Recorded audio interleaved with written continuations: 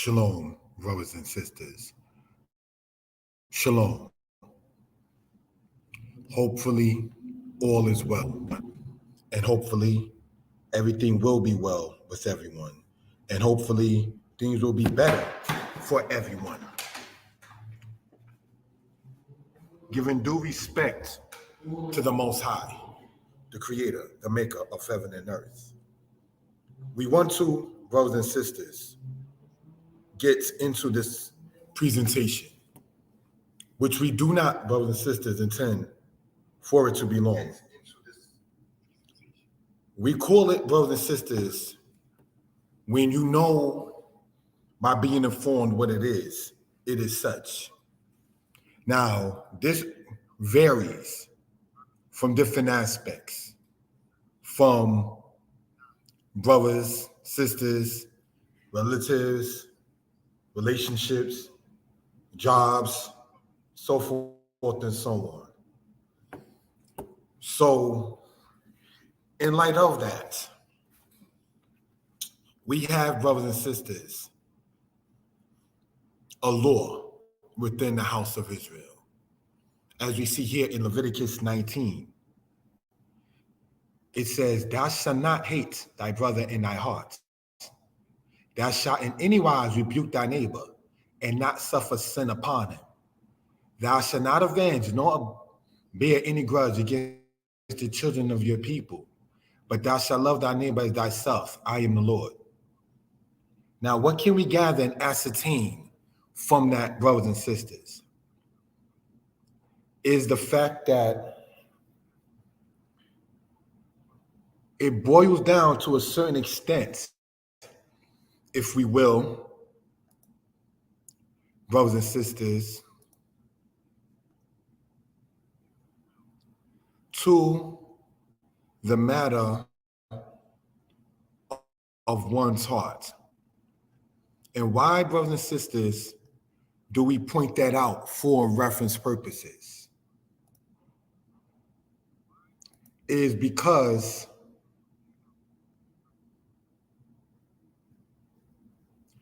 while it boils down to a matter within one's heart, we hope and understand this particular case from the heart. And I wanted to remove that logo so we can see what that is. Thou shalt not hate thy brother in thy heart. Now, in your heart, in Hebrew, we know is lab, which also means mind. So if your heart / mind is not about loving your brother, your people, what is that saying? It says, "Thou shalt in any wise rebuke thy neighbor." Now, Proverbs tell us that there is a rebuke that is comely. So in other words, there is, brothers and sisters, a way in which to talk to people. But what we want to emphasize and what we want to point out in this, it says, "Thou shalt not hate thy brother in thine heart." Now, I'm at work tonight, and I'm taking a respectful advantage to use the time and the Wi-Fi and so forth and so on to do this particular live while it's on one's mind and heart to do it. As we pointed out, no one is perfect, but we do know certain things such as love cannot be faked. We do know certain things such as one's inner feelings will eventually show, be it nice feelings or not nice feelings or so forth and so on. And knowing that love cannot be faked, it will behoove us as people to keep it, as the saying goes, a buck, if you will, or keep it 100, if you will. If one said something that, or did something that is offensive, the Israelite understanding is that one would offer an apology, and hopefully it is truly accepted, not just liked at that particular moment. This is why we can read, thou shalt not hate thy brother in thy heart. So if your brother did something that offended you and then offer apology and you say you forgive him, but your heart does not forgive, such as the statement that says, I forgive, but I won't forget, is not true forgiveness.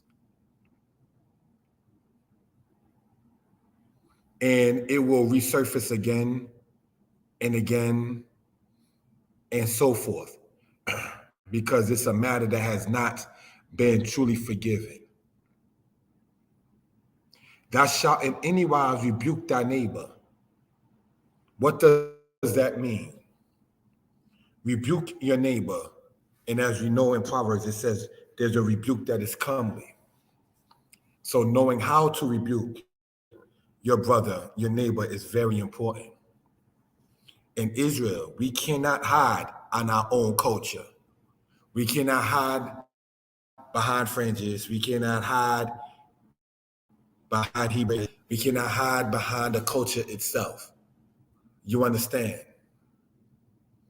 Because like in the time, say, of the Maccabees, when they did fight physically on the Shabbat or on the Sabbath, it was noted by them saying, we will fight for our lives and for the Lord. They was going against the Greeks. The Greeks wanted to Hellenize the world and get rid, for one thing, the culture of the Hebrews. So when you find them saying in the Maccabees that they will fight for their lives and for the Lord, we could see why that is such the case. And in the law, thou shalt not hate thy brother in thy heart, which means that if your heart is double-minded, if you're not 100% coming out of your heart with the matter, it too will show. You understand? Thou shalt in any wise rebuke thy neighbor and not suffer sin upon him.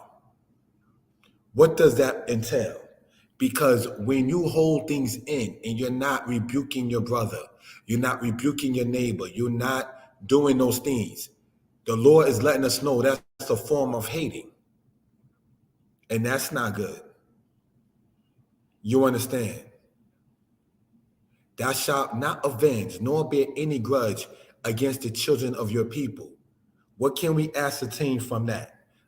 At times you have to, yes, let things go. If a person, male or female, did an offense and you rebuked him or her for such, and there was no apology offered, then, and not bearing a grudge, then you just let that person, thus that energy go. You understand? Not getting too personal. Not too long ago, I was at a job and the people at the job were saying when a minor infraction was done, you're not going to disrespect me. I'm going to get you up out of here. That kind of thing.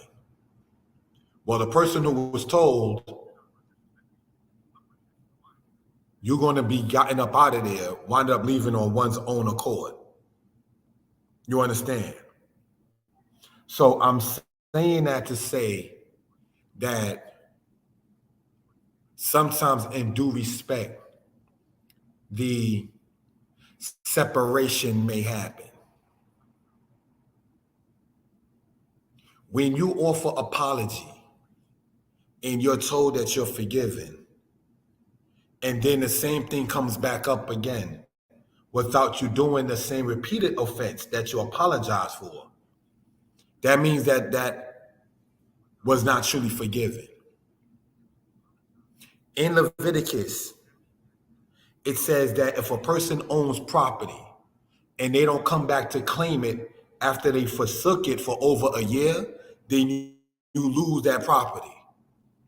That's in Leviticus 25. So if something is being brought up year in and year out, was that truly forgiven? This is why it says, don't hate your brother in your heart. Because if your heart is not truly about that matter, and saying we're going to move on and things are going to be X, Y, Z between brother and sister, sister and sister, and even man and woman, woman and man, parent and child, child and parent. And a rebuke was done. Now, whether or not you decided to bow down to it or give dap or handshake or greeting or any kind of salutation, if you will, and you still bring it up, say again and again and again and again, or is brought up, say again and again and again and again, and you find that person apologizing for the same thing without repeating the same offense over and over, that's a problem. That's not good. That's why it's called, when people let you know what it is such. As pointed out in Leviticus, if you own property and you forsake it for a year, that means it goes up to another person.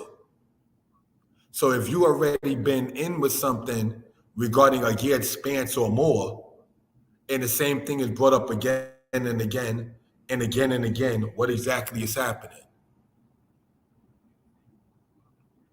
But even with that being the case, it says, you shall not avenge nor bear any grudge against the children of your people.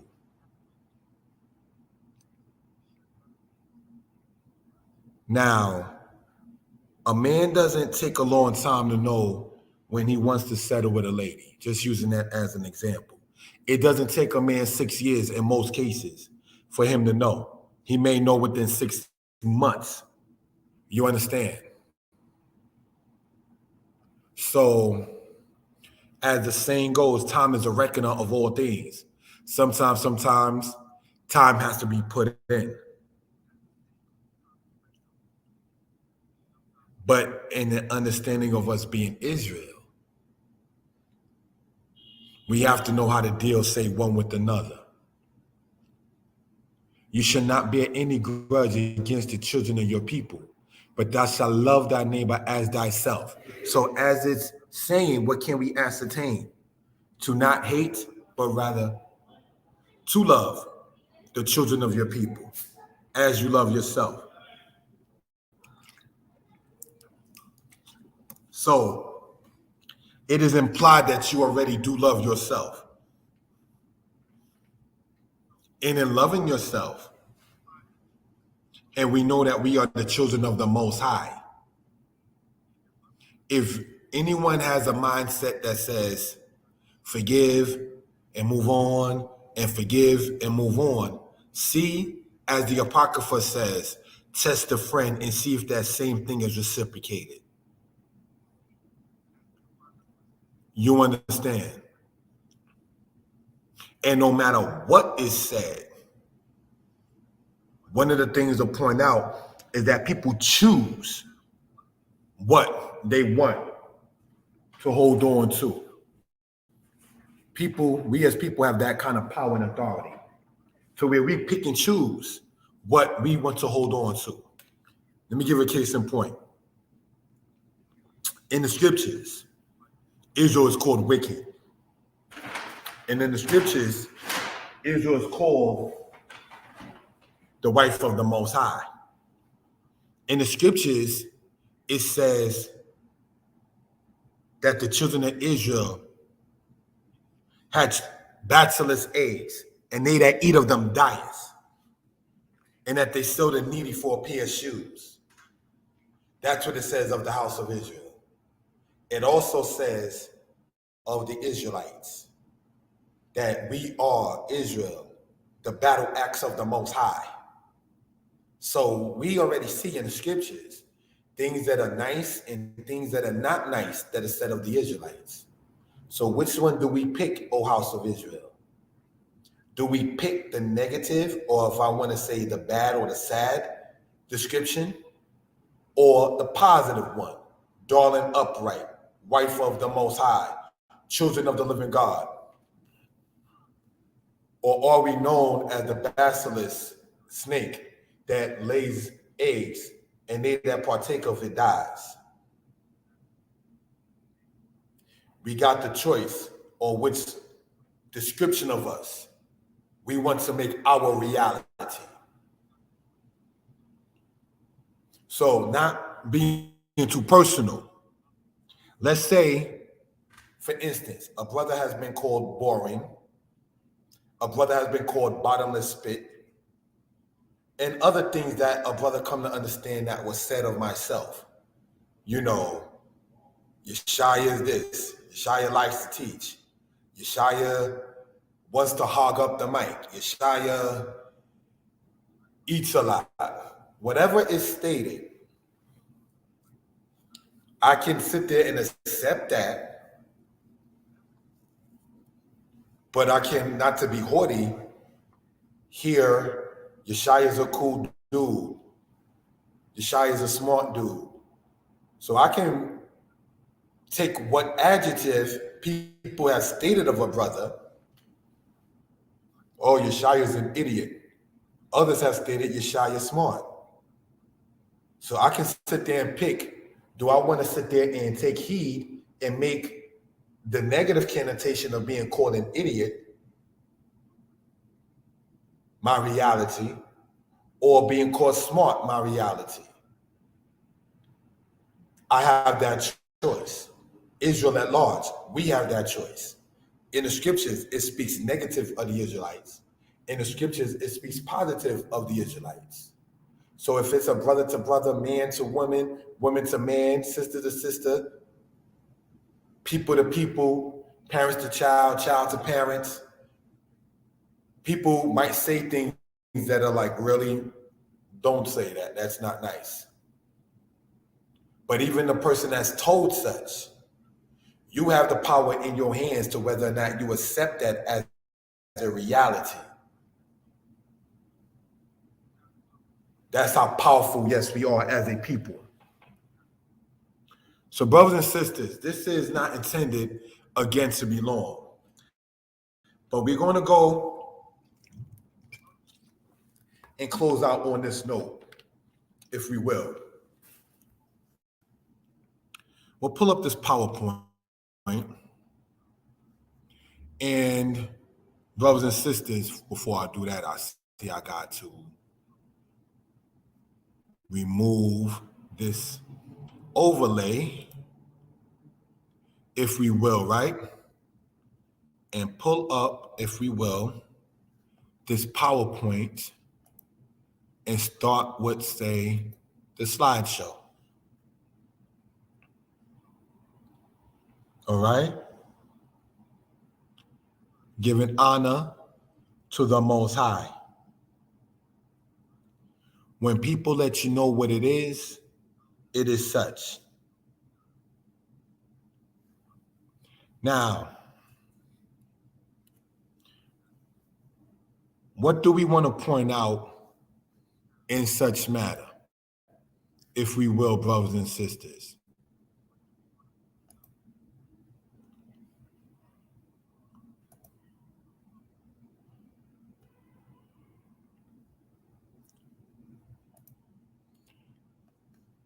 When they let you know what it is such. And I want to pull this up. Thank you for that.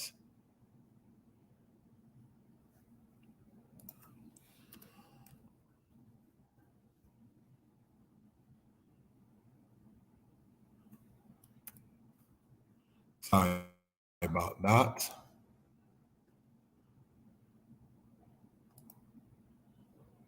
Let me redo it with this. Present, share screen.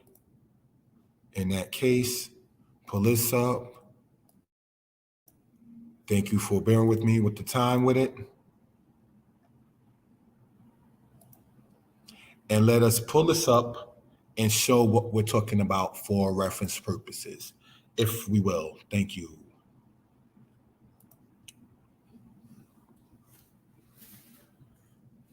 Giving honor to the Most High. When people let you know what it is such. Now, many people who watch this may know who this man is on the left-hand side. May he rest in peace. This is Chief Naphtali. Over 20 years ago, there was an offense that was done to a brother. And I remember going and talking to him about it. And he said to me, take whatever blessing the Most High has given you and use it. And I knew exactly what he was talking about. Some years after that, he became a friend of mine online as well as he was a friend in person. And he said something to me. It encouraged me. And by saying,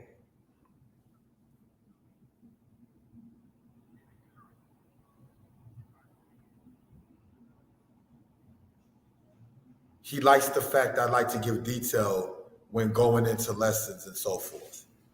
He was one of the few chief men, and I say this as no slander to anybody, that I was able to talk to about things that is not Sabbath related, all the way from stuff like that to family matters, to matters of the heart, to matters of relationships, to matters of history. Yes, we talked about everything from Cambyses, the son of Cyrus of Persia, right down to how to make sure you don't burn bridges with people in life. Chief Naphtali in the next book to be released. The next book you see there, From Kemet to Compton. How does all of this coincide now in what we're talking about? Because as life goes on and time goes on, people may not have the same patience and perseverance. And this goes on throughout life for the same thing from person to person or even a person within one's own self. So when you hear a brother regularly on a human level praising his teachers, some of them such as Chief Naphtali, who was now deceased, there's a reason for that. Now, when you, I'm speaking in general, take advice such as from Chief of Chiefs Naphtali and taking the blessing the Most High has given you and is not seen or respected, if it's not appreciated, then you got to remove yourself from such. Because obviously, if the Most High gave it to you and is not understood or respected, then you go to where it is understood and respected. And if that is to be the case, you ask the Most High to guide you in such.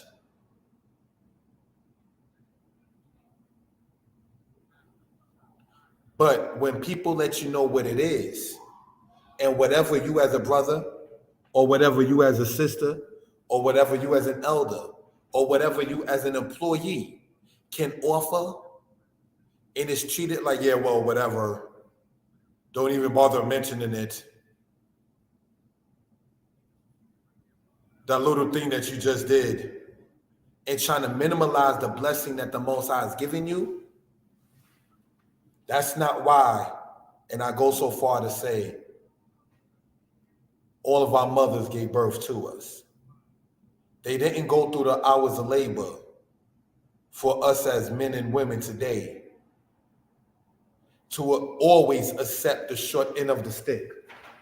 It's one thing to be humble. It's another thing for people to treat you like you humbled.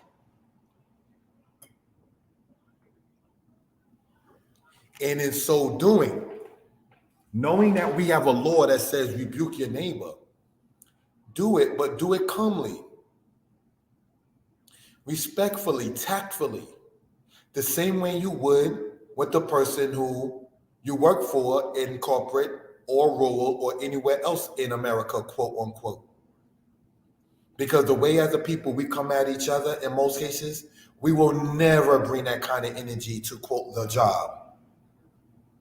Heaven forbid your check isn't right and they say we'll give it to you the next week. You would sit there and just be with a smile on your face saying that retro is going to come in. But if we do something wrong by one another, it's the whole decalogue come out. This and that and this, and 2 years ago that, and this over here then. You know why that comes out? It's because the law of loving your neighbor as yourself is not applied. The law of you should not hate your brother in your heart is not applied. Because the same way in many cases, we as a people get with employers, with police, with quote figures of authority, we don't see ourselves as people as figures of authority.